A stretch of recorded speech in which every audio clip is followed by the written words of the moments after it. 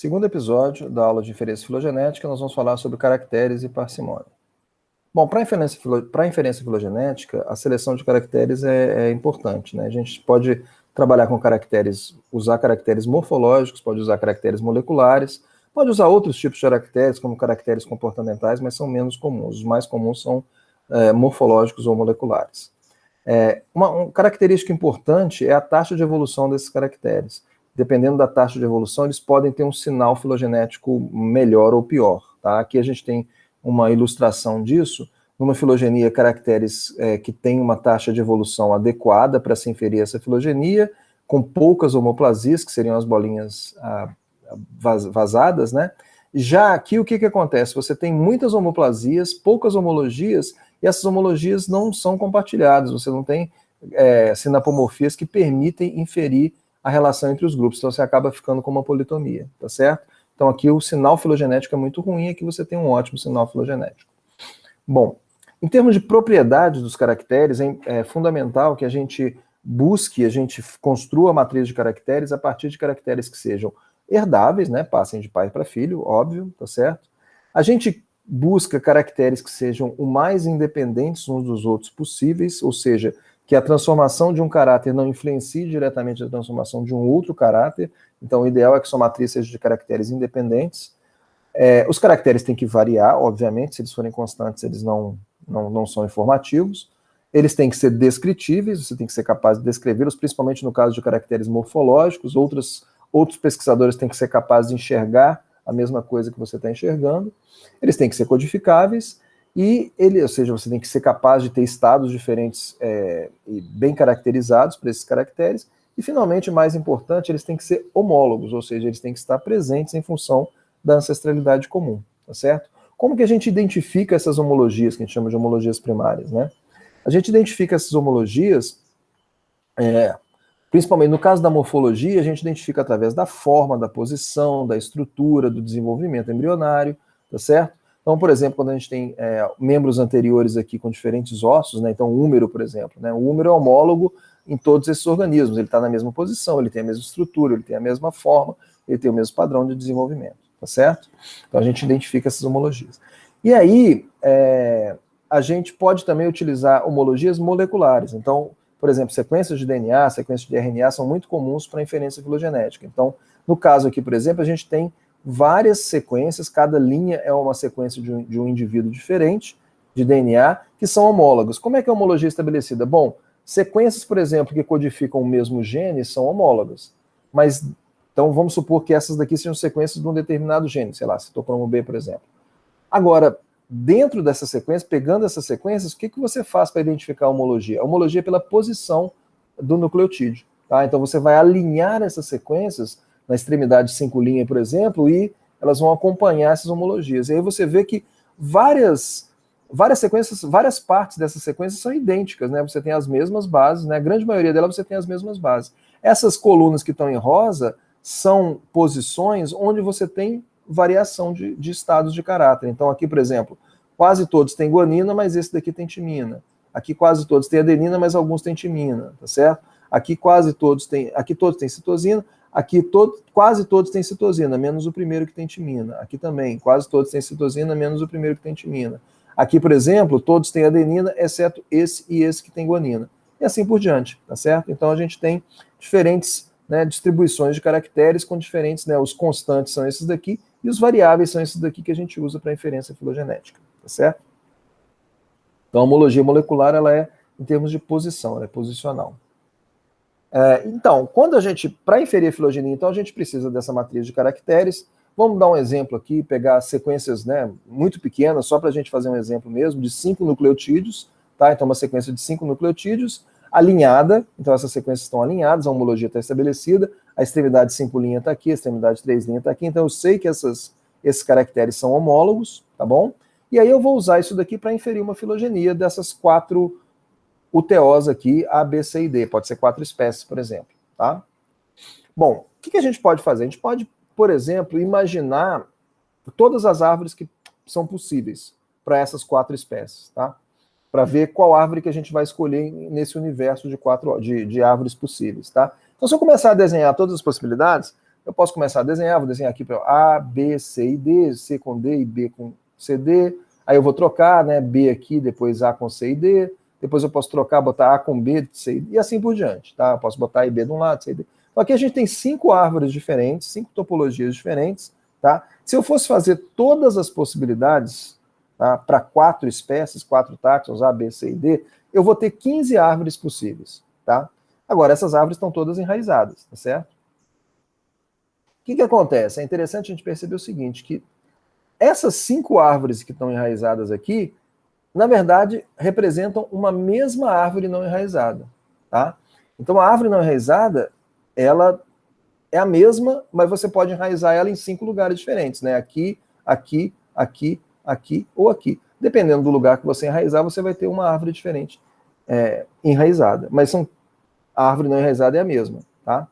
Então, a gente pode usar, né, como eu falei com vocês, a gente usa as árvores não enraizadas para inferir a filogenia, tá?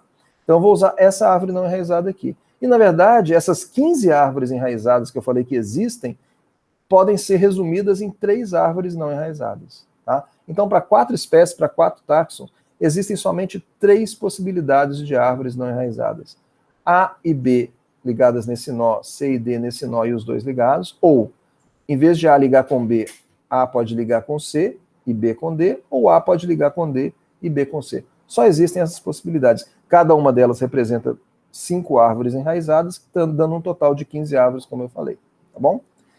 Tá, então agora o que nós vamos fazer? Nós vamos pegar esses caracteres dessa nossa matriz e vamos mapeá-los nessas 3 árvores, tá?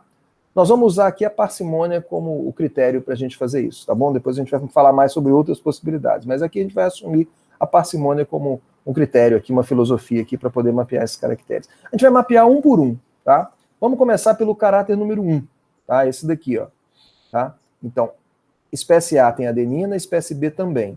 Espécie C tem timina, espécie D também. Então, adenina, timina, adenina para A e B, timina para C e D, tá bom? Se a gente tem essa distribuição, o que a gente pode imaginar usando a parcimônia? Se A e B tem adenina, a gente pode imaginar que esse nó também tinha uma adenina, tá? Se C e D tinham timina, a gente pode também extrapolar que esse nó também tinha timina, usando a parcimônia. E a gente pode extrapolar que em algum momento nesse ramo aqui, houve uma transformação. Nós não sabemos se é de adenina para timina ou se é de timina para adenina. Por quê? Porque eu não sei qual que é primitivo e qual que é derivado. Só sei que houve uma transformação, tá? Eu vou colocar esse traço aqui para representar essa transformação. Tá bom? Eu posso fazer isso, eu vou fazer isso com as outras árvores. Então, para essa árvore aqui, ó, já é diferente. A tem adenina e C tem timina. B tem adenina e D tem timina. Tá? Nesse caso, eu posso imaginar que esses nós aqui eram timina. Tá? Se eu trabalhar com essa ideia, vai ter que ter tido uma transformação aqui e uma transformação aqui. Tá certo? Porque A e B tem adenina, não tem timina. Aí você fala assim, mas eu posso imaginar que aqui fosse adenina. Pode. Se você imaginar que aqui era adenina, o que teria acontecido? 2 transformações aqui. Uma aqui e uma aqui, as duas porque C e D tem timina. Tá? De qualquer maneira, seriam 2. Não tem como fazer menos de 2. Não tem como... nessa árvore eu consigo fazer uma transformação só. Nessa árvore aqui eu preciso de pelo menos 2. Certo? A mesma coisa para essa árvore aqui. Eu também preciso de pelo menos 2. Tá? Podem ser 2 aqui ou podem ser 2 aqui, tanto faz. Bom? Se eu fizer a mesma estratégia com o caráter número 2, eu vou ter a mesma coisa, porque o caráter número 2 tem exatamente a mesma distribuição do caráter número 1. Tá? Então eu vou ter mais um tracinho aqui, mais um tracinho aqui, aqui e aqui, aqui. Tá? Já o caráter 3, ele é diferente. Né? A e D compartilham adenina e B e C compartilham timina. Então, nesse caso, eu só vou conseguir fazer uma transformação só nessa árvore aqui. Ó. Porque A e D estão juntos, compartilham adenina, B e C estão juntos, compartilham timina. Tá? Então aqui eu consigo fazer uma transformação. Já nessa árvore ou nessa árvore, eu não consigo. Eu vou ter que ter, por exemplo, imaginar que aqui nos nós era timina e que houve uma transformação aqui e uma transformação aqui, ou o contrário, aqui também é a mesma coisa. Tá? Aqui eu fiz o contrário, imaginei que seria adenina e teve 2 transformações aqui, tá bom?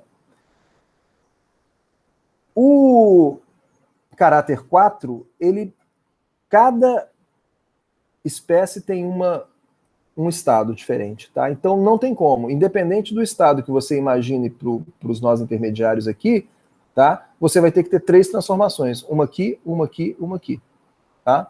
Então para cada um deles você vai ter que ter 3 transformações, independente do que você escolher aqui, não tem como, né? São 4 estados, você tem que ter pelo menos 3, um para cada um, você tem que ter pelo menos 3 transformações, tá bom? Então uma transformação em cada ponto aqui, tá? Já esse último aqui é um caráter constante. Ele não muda na árvore. Se ele não muda, não tem transformação nenhuma. Tá? Ele não altera nada, é um caráter constante. A gente não elimina esses caracteres constantes de uma árvore, de uma matriz de dados moleculares, porque senão você ia truncar a sequência, você ia tirar as partes informativas e pode ser que depois você adicione uma espécie E que varie nesse caráter. Então a gente deixa as sequências íntegras, mesmo que grande parte dos dados moleculares, as sequências sejam constantes. Ok? Bom, agora a gente já tem as nossas 3 árvores com todos os caracteres mapeados. O que a gente vai fazer agora?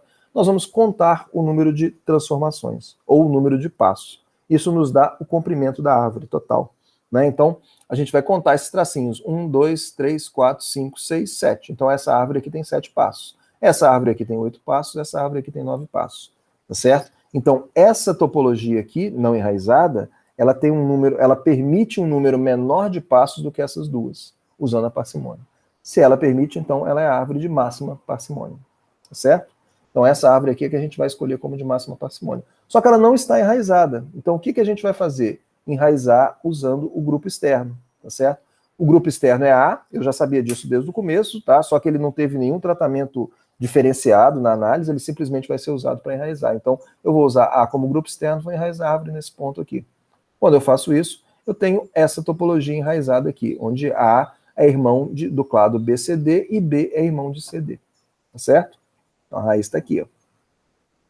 E o que eu posso tirar de conclusões agora? Agora sim eu sei o que é primitivo e o que é derivado. Agora eu sei que, por exemplo, essa adenina aqui e essa adenina aqui, em A e B, é a condição primitiva, e essa timina é a condição derivada. Tá? Eu sei que houve transformação no caráter 1 de adenina para timina e no caráter 2 de adenina para timina em algum momento desse ramo aqui. De modo que o ancestral comum de C e D já possuía timina como uma condição derivada. Então, isso são sinapomorfias, são 2 sinapomorfias do clado CD, tá certo? E a gente consegue mapear as transformações na árvore dessa forma, tá? E a árvore está enraizada, então a minha árvore mais parcimoniosa enraizada é essa daqui, nessa topologia aqui, tá bom? Então, essa foi uma inferência filogenética usando parcimônia, né, falando sobre os caracteres. Na próxima aula a gente vai ver outros critérios de otimização.